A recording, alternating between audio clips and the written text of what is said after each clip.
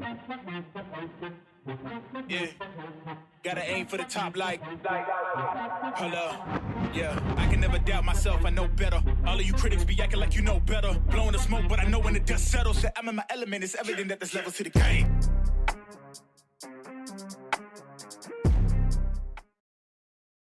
So what's happening, people? Welcome back to the Athletes to Athletes podcast. Good to have you back with us. I am the host, as always, Ryan Holmes, and always joined by my man Reed Meyer, co-founder of Athletes to Athletes. And we're gonna dig into some more topics today. And before we do, I am gonna have like a little caveat of this because we're gonna discuss the DOJ and all political feelings, thoughts, notions aside. Like there is nothing that will be added to this conversation because of it being the Biden DOJ and now we're under the Trump DOJ. So all politics aside when it comes to this conversation, but the DOJ and the former Department of Education will be discussed during this conversation.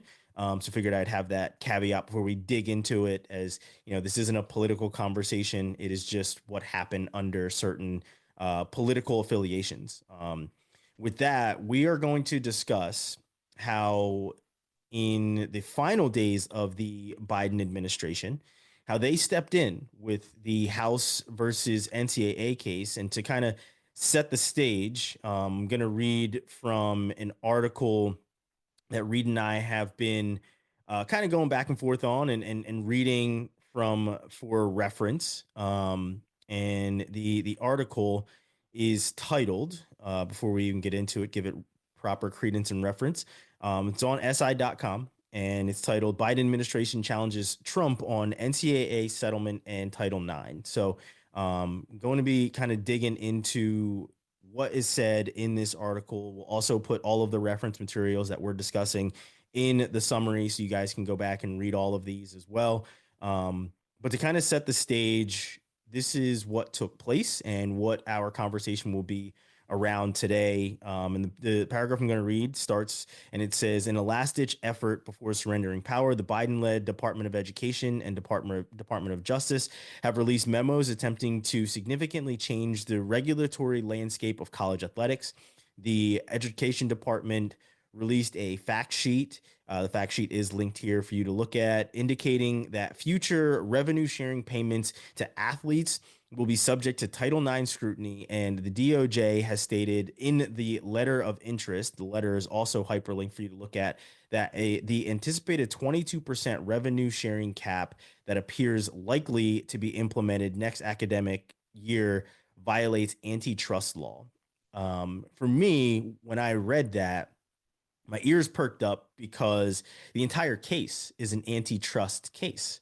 So with the DOJ and the Department of Education stepping in and saying, even though you are literally litigating an antitrust case, your settlement can violate antitrust law even further. Um, and you know, for the Department of Justice as well as the Department of Education to step in, kind of in, you know, the 11th hour, right? This article was published on January 18th, 2 days before the inauguration. For them to step in and for, you know, to have this last ditch effort, it's surprising but unsurprising because the Biden administration's Department of Justice has stepped in on other cases as well on athletics, not as widely and highly publicized as this one, certainly, but they have stepped in. So anybody that has been paying attention to what goes on in college athletics, you've probably seen them step in on other cases, which is also referenced in this article, which you'll read about, or at least you can read about once you listen to our takes and things like that. But the interesting part for me, outside of, you know, them saying that it can violate antitrust laws, of their decision can violate further antitrust laws, is a lot of schools are already moving to implement this in the next year. You're already seeing a lot of schools talk about delineating money to different athletic departments and making sure that they have enough money to cover. Some even going as far as possibly cutting sports to offset the cost. and cost offset will be something that we speak about in a part two of this episode. But that was the interesting part for me is a lot of the wheels are kind of already in motion, and the final decision comes with a hearing on the settlement that's scheduled for April 7th.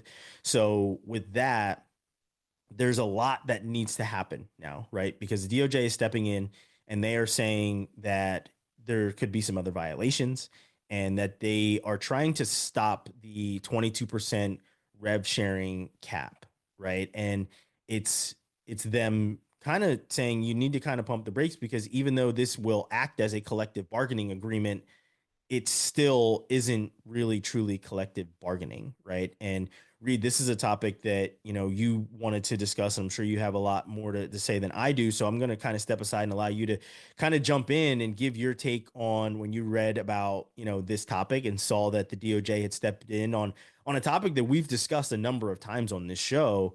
And we probably were thinking that we would be talking about a signed, sealed, delivered settlement by now. We're not, and it's the Department of Education and as well as the former DOJ that is stepping in and is halting a lot of these things. So what are your thoughts on the things that are now happening with this very long and drawn out case?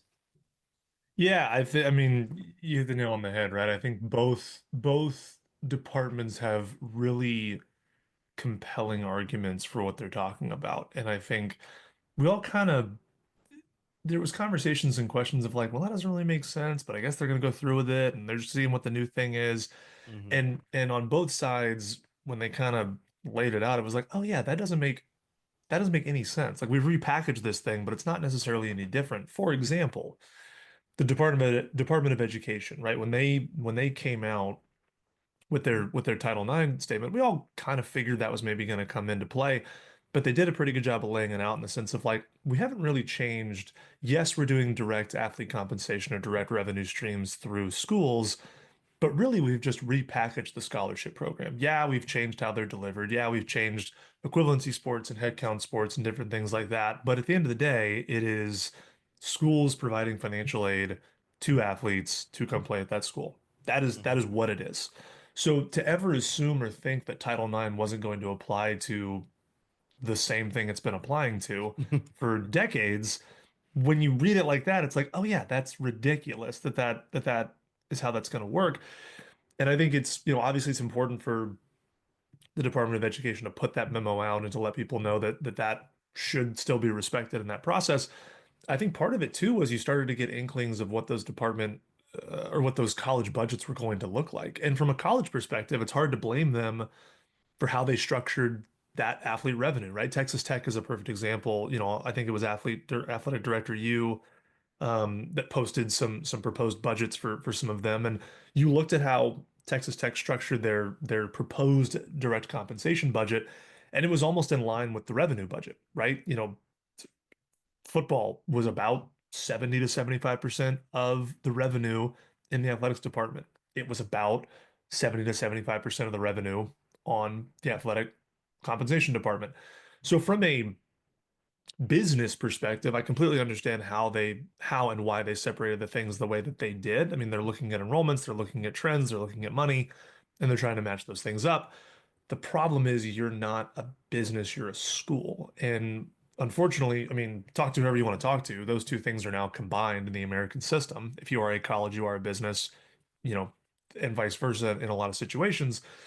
But you can't put out a budget under, knowing that you have always been under Title IX that spends, 3,607% more money on football than any other women's sport in your budget. Like you Mm-hmm. have to know that that isn't going to fly given the previous rules that you've had to play under for the whole time. So I get 100% how schools have got to that budget. I get 100% Title IX coming in and saying, whoa, whoa, whoa, this is the same thing we've always had.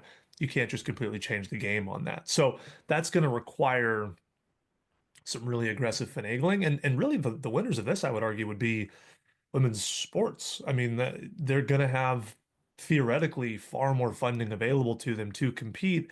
And as we've seen with anything, if you give something money, if you give something fodder, if it's going to do well, it's going to do well. I mean, there's a reason why Nebraska volleyball had 90 3,000 people show up for a volleyball game, right? Like That's it's for not as sure. if women's sport isn't appealing. It's that sometimes you just aren't given the resources. And Hmm. based on the budget that you saw from from Texas Tech, like there was no intent to give resources in that space. So it's going to be kind of fun to see, in my opinion, let's give this some fodder, give it some flame, and see how this stuff grows. So I'm hopeful that that does end up coming through and is implemented across the programs. I know from like a budgetary standpoint, some schools might not be excited about it, but at the end of the day, like you're a school. Your job is to provide equitable resources for people. That's college sports, that's college education, that's college everything. Now we could have a greater conversation about the overall equity of higher education in the US, but that's not what this podcast is about. So Hmm.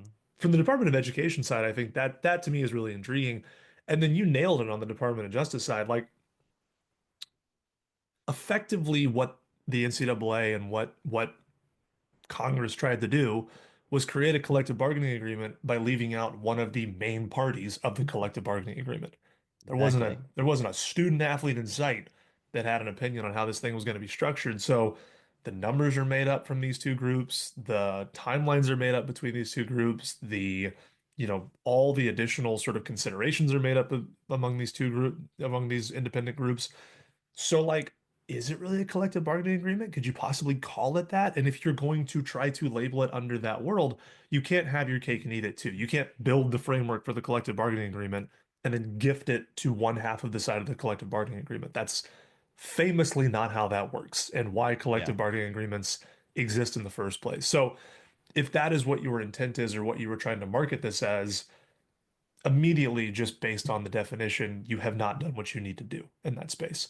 And so I can understand, I mean, the DOJ from the way they saw it and the way the way the memo came out was like, you set your own rules, you gave yourself a 10-year buffer on this agreement, and now you're just going to send it off into the universe and try to take some autonomy back as the NCAA on sort of how this stuff is managed and covered. So again, we've effectively repackaged what we already had.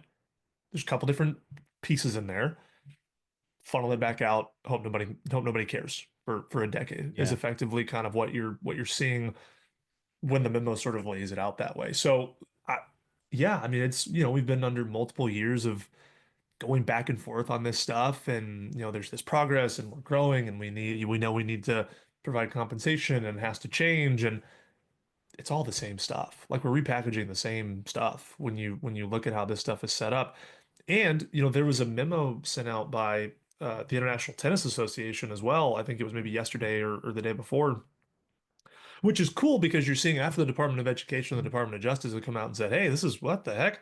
You've had additional smaller organizations kind of have, I would argue, sort of the moxie and the courage now to say, like, yeah, that is kind of messed up. Like now that I'm looking at Hmm. this, and you look at him and he's like, man, when I look at the numbers and I look at the distribution, like without any protections that were put in place, with the NCAA, with Title IX, with these things, I'm just going to watch my sport erode away. Like tennis is just going to Yeah. become a club sport. All this funding, we talk about all this funding and all this compensation for athletes.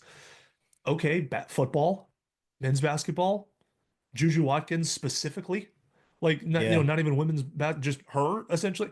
Like that's what they're talking about when they talk about the breakdown. And so he's sitting there on the side going like, we have an opportunity to bring in some of the best amateur tennis players in the world and give them an opportunity to get education and condense all this amazing talent into this organization. But it's going to become a club sport. How do we get international kids to come and do that? How do we get out of state kids to go and condense into certain places? Like I get his frustration as well. Like you're just watching other people make decisions for your sport. And for so many of the programs outside of, the revenue generating models, they're probably sitting there going like, this was okay. Like we had our system, we were good, we're under the college blanket, like we're providing education for folks. Why do we have to be involved in all of this crap, essentially? I think is kind Yeah. of the growing sentiment. It's like, why didn't you revenue generating people just go in the corner and figure out what you needed to figure out? Because you're kind of who caused this issue. And then for the rest of us, like, don't blow our entire system up. Yeah, there needs to be change. Yeah, there needs to be reform. Yeah, there needs to be conversations. But like, why are you trying to make a blanket adjustment on this process for 2 to 3 sports that are truly causing the riff in the situation? And so that's been really interesting to kind of watched develop over the last couple of weeks, specifically. Yeah, and there's a couple different things I want to speak to that you mentioned, and the first is the collective bargaining, and you said it. I mean, you nailed it. They this would serve as a collective bargaining agreement. However, in any other collective bargaining agreement, call it NBA, call it NFLPA, there's a players association that is in the room for that. There is no NCAA PA. There is no players association that was in the room or that even really truly exists, right? Like there's a few athlete groups and things like that, but there isn't a true organization that is part of the CBAs like the NFLPA, like the NBAPA, right? Like they all have players in the room that discuss these things and they put contracts in place. And when those contracts are void or whatever else, there's strikes and they're no longer playing, right? And there's a holdup until there's a new collective bargaining agreement, or at least not, maybe not a new collective bargaining agreement in place, but there's a conversation about those things. And they say, okay, we will continue to operate under this set of standards until we renegotiate everything, right? So that was the first thing that kind of perked up when you said that. I think you nailed it with that. The other is the antitrust part of it. And I know I said the antitrust, that violating antitrust was the thing that I noticed in the paragraph that I read when we started the show.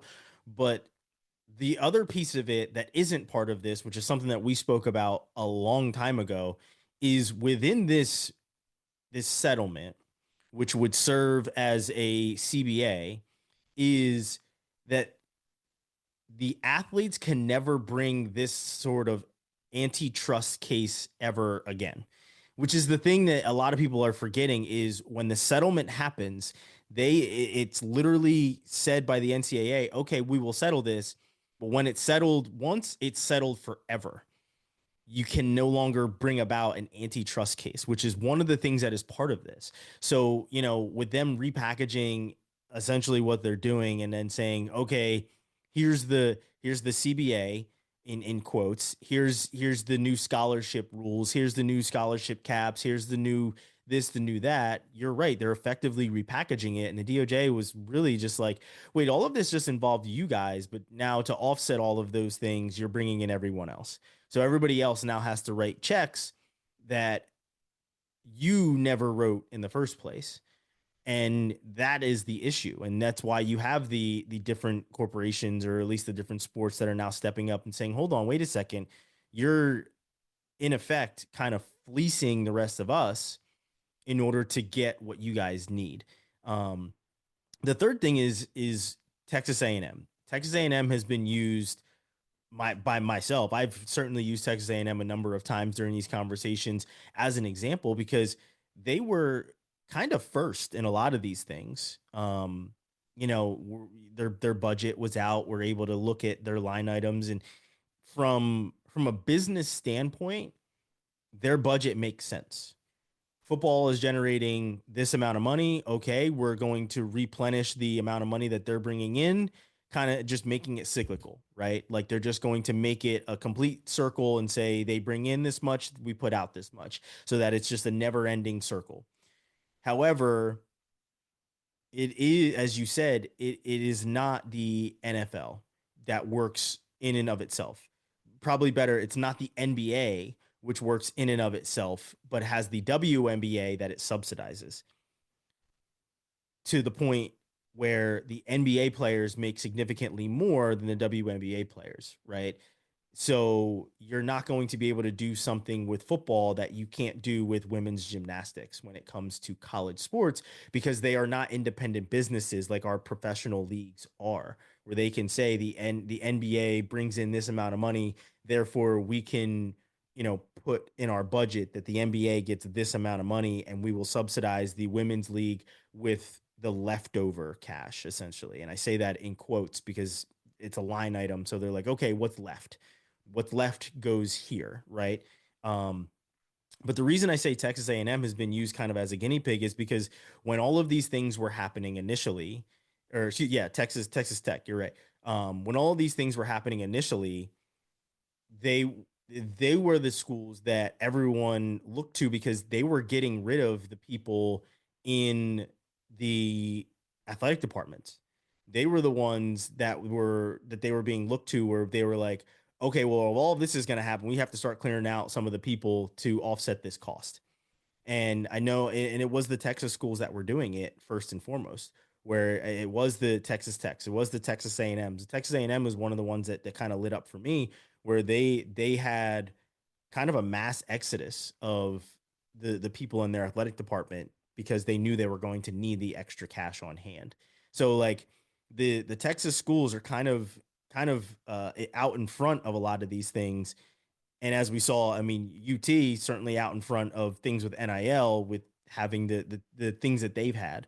So it's going to be very interesting as things start to progress. And another piece of the article that I want to read that kind of also furthers the point from the DOJ is it says that the DOJ wanted to have its voice be heard on collegiate revenue sharing, emphasizing that even though athletes will be paid, restricting the free market for their athletic services without collectively bargaining salary cap puts them in significant antitrust enforcement danger.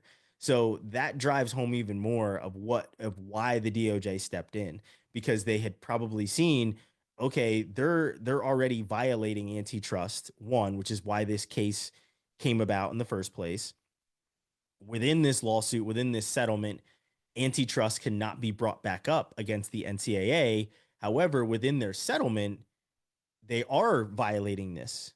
So maybe we don't want to have things be relitigated once again, which, let's call it what it is, probably inevitable that it's going to happen again, because as we're seeing now, things are drastically changing. They're going to continue to drastically change. Um, they're stepping in and saying, we don't want to have another antitrust case where it is the athletes versus the NCAA once again. So you probably should, you've got a lot more I's to dot and T's to cross before we get to the end of this. Yeah, and it's no wonder everyone was a little bit curious, I think, whenever Charlie Baker got hired as the NCAA president, and like politician, man. Like he knows, I think the only one smart thing I've seen them do in the last 5 to 6 years is realize that the house was about to get brought down on them and start to plan accordingly in that space, right? You know how to manage these types of situations. You know how to sort of work this through the courts or Congress or local or whatever it might be. I think that, to the NCAA's credit, like they've hired somebody who knows how to navigate that really effectively. And I think, Mm-hmm. until this was all kind of put in front of people's faces, they were doing a pretty damn good job Yeah. of kind of still getting what they want out of this outcome with the least amount of blood possible. I think what the part that continues to sort of sit in my head on this stuff is that it feels like they're trying to cherry pick. And when I say they, it's kind of the royal. I think the NCAA is guilty of this. I think, to an extent, the schools are guilty of this. I think players inevitably become guilty of this just by nature of everyone sort of running to their own respective corner, which feels like a metaphor for all things Mm-hmm. nationally right now. Um, is the idea that they want their cake and they want to eat it too, right? They like the appeal of they want to give up certain aspects of amateurism that they want to hold on to so much, but they want to keep certain aspects of it. And at a certain point, you just have to admit that like these two things don't gel. So we need to make a decision. Like there needs to be some hard cuts. Either we need to sort of take away this idea of amateurism and understand that college sports is, a new thing, it has an economy behind it. We've built an economy around it. We need to be compensated accordingly. There needs to be employment status put in there. Maybe that applies to all the schools. Maybe that applies, or sorry, all the sports. Maybe that applies to certain sports once they reach certain revenue numbers, right? So maybe you have that conversation with basketball, men's basketball. Maybe you have that conversation with Division I football, and you let the other pieces stay what they are as amateur. And I think they want to create the NCAA in this case, I think, wants to create sweeping lawsuits so they can contain and maintain sweeping power over that whole organization and manage sort of what decisions are made and how things are run. And the reality is like those things just aren't lining up anymore. I think that's kind of the hard reality that I seem to realize whenever I look at this enough. And that's okay. Like, if we need to have a separate space for college football to be what it is and to be able to flourish and have the economy behind it, great. Don't destroy men's and women's tennis at the collegiate level because football is in a different financial and life cycle place. We all watch TV. We all see the budgets. We all know where these things are, but we also all know that Yeah. we love what this is, and we love the aspect of college sports. We love the opportunities that it provides to people. And now you're in a situation where, and again, we use Texas Tech as the example because they released a lot more than other folks did and for that article. Like, part of how they're going to pay for their athlete compensation portions are eliminating things like Alston Awards, which are traditionally academically driven scholarships given to kids that are student athletes. So now you're no longer being rewarded for the college aspect of what you're doing. You're being rewarded for the athletic aspect. And there's another argument to be made of like, well, they're athletes, that's what they do. But once again, as the NCAA, as a college, as these people that say 99% of athletes go pro in something other than sports, so prepare yourself. Why are you then pulling all of the incentives away from the other piece, the larger piece, time-wise, effort-wise, and lifestyle-wise of this process to give this more money as opposed to finding a new solution where maybe they aren't considered, maybe football players aren't considered amateurs for sports anymore. Maybe they fall under different rules. Maybe they have their own collective bargaining agreement, and then you still have the protection of the NCAA, well, protection of school government policies, whatever it might be, for the non-revenue generating sports while they continue to fall under the blanket of college sports in Division One. Like, that to me is so confusing why they want to, like, why are you trying to keep all this stuff under the same roof? Like, it doesn't make any sense. It's the G League and the WNBA and the NBA all they're trying to make them all equal, and they're not, and that's okay. Like, they have different demographics, they have different budgets, they have different life cycles, they have different everything. That's okay. Like, it doesn't mean they can't all get to the same place, but if you force everyone to go under this case, NBA law under everything else, like, you're just letting those other pieces drown. And it's like, well, if they die, they die, and that's okay. We're fine with that. And like, that should not be the mentality in college sports. Like that, in my personal opinion, that feels like we're just killing a pretty core aspect of the college or the athletics life cycle for a lot of kids and just tradition in American culture. I mean, shoot, man, can you imagine? A lot of us can't imagine going to our school and not having that be a part of it, right? Going to football games, Hmm. going to volleyball games, going to basketball games, going to tennis matches, everything in between. Like, it's unfortunate to kind of watch it get plucked away at essentially for the purposes of what feels like one to two sports in the grand scheme of the whole NCAA.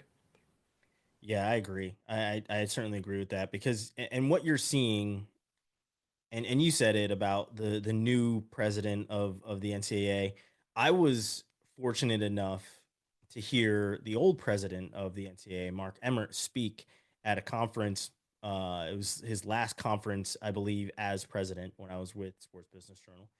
And one of the things he spoke about was wanting Congress to come in and regulate things with the NCAA with NIL because it was just getting out of hand. And it is. I mean, you hear about a Quinn Ewers getting a $8 million offer to stay in college, right? Like that's a lot of money.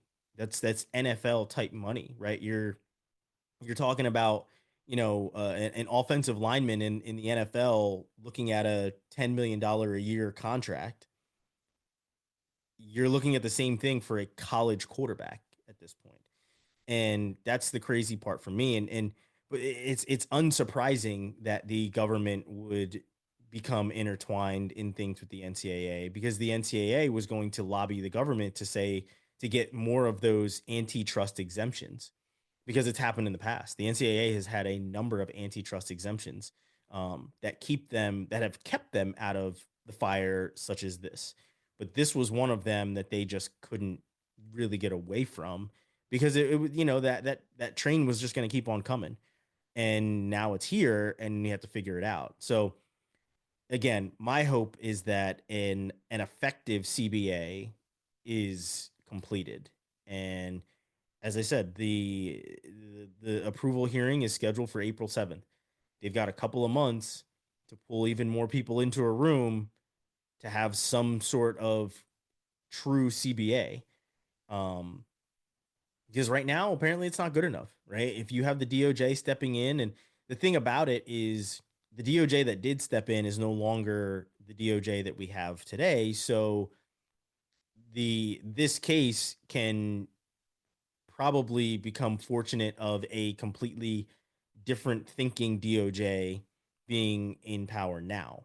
And, it is said that the DOJ that we're under right now, and again, regardless of your politics, is probably going to be more lax on things like this as opposed to the former, which is why the former stepped in when they did before, the door shut on them to at least voice their opinion. But they don't have any enforcement power over any of these things anymore, but they did step in to make these things happen. So in some sort of way, maybe they did step in to make them rethink these things to protect them so that they didn't become subject to an antitrust violation that isn't covered in the exemption of this settlement, right? So we'll certainly see. And as we've said, we've kept an eye on this for a very long time. And now it's come to this, right? Now it's come to the government stepping in and saying, hold on, pump the brakes before everything is settled. You do have to run it by the athletes. However, this original settlement and conversation didn't involve them, right? So now you're going to bring them in once you guys decided what was fair and give them essentially this offer, which is more than what they had. If somebody is in the desert and you offer them a thimble of water, they're going to take it, which is essentially the way that I see this is other people got together and figured something out for someone else. And now it's, here's your offer, take it or leave it. And the corporations involved, the NCAA and the schools, are the ones that will be protected. And if they do not approve this, they have to go back to the drawing board and get a true settlement. But that's kind of what it feels like, is that it is a take it or leave it kind of thing. And that if there is no settlement now, then it's going to get kicked down the road for an even longer time. So time will certainly tell.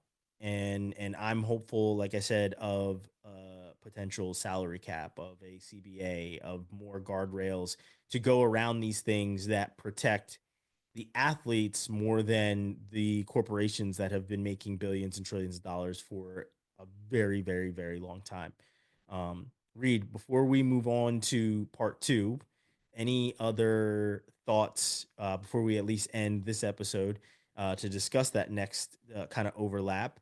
Any parting thoughts before we move on? I think we're back to the drawing board on the hurry up and wait, it feels like, right? We'll be paying attention to it over the coming weeks as April rolls around, and feels like my mantra on this whole thing, but I've got the highest of hopes and the lowest of expectations. So we'll just see what the next thing brings. For sure. As I've said, we're going to move on to part 2. So this is the end of the first part of this episode. We appreciate you guys listening, watching, subscribing, commenting. Continue to do that. We're going to head off to part 2. So switch on over to that and we will continue our conversation there. But as always, we appreciate you guys listening to the Athletes to Athletes podcast.